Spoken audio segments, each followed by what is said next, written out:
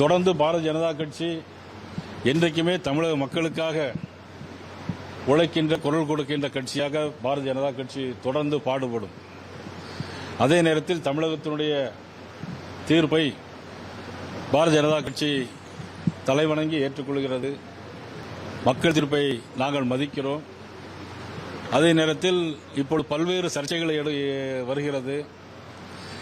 யாருக்கு வாக்களிக்கப் போகிறீர்கள், ஆட்சியிலே பங்கு கொள்ளப் போகிறீர்களா என்கின்ற கேள்வியெல்லாம் பல்வேறு சர்ச்சைகள் எழுகிறது. எங்களை பொறுத்த மட்டிலும் நாங்கள் யாருக்கும் எந்த விதமான வாக்களிப்பதற்கோ ஆட்சியில் பங்கு கொள்ளவோ எதிலும் ஈடுபடவோ இல்லை என்பதை பாரதிய ஜனதா கட்சி தெளிவாக தெரிவித்துக் கொள்கிறோம். இல்லை, இந்த எங்களை பொறுத்தவரை எந்த விதமான நிலைப்பாடும் நாங்கள் எடுக்கவில்லை. தமிழகத்தை பொறுத்த மட்டிலும்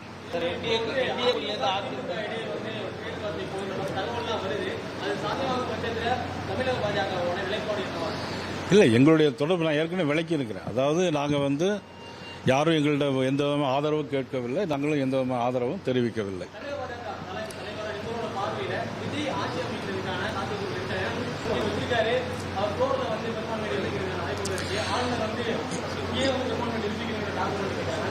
அதாவது ஆளுநருக்கு அதில் அதிகாரம் இருக்கிறது.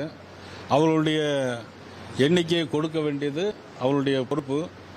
முதலில் அவர் கொடுத்தது 35% என்று கொடுத்திருக்கிறார். அதற்கு ஆளுநர் சொன்ன பதில் எங்களுக்கு எண்ணிக்கை வேண்டும் என்று கேட்டிருக்கிறார்கள். ஆளுநரை பொறுத்த மட்டும் அவருக்குள்ள அதிகாரத்தை அவர் தெரிவிப்பார். அதே மீறி அவர் போக வேண்டும் என்றால் அவர் நீதிமன்றத்தில் போய் அவர்களை சந்திக்கலாம்.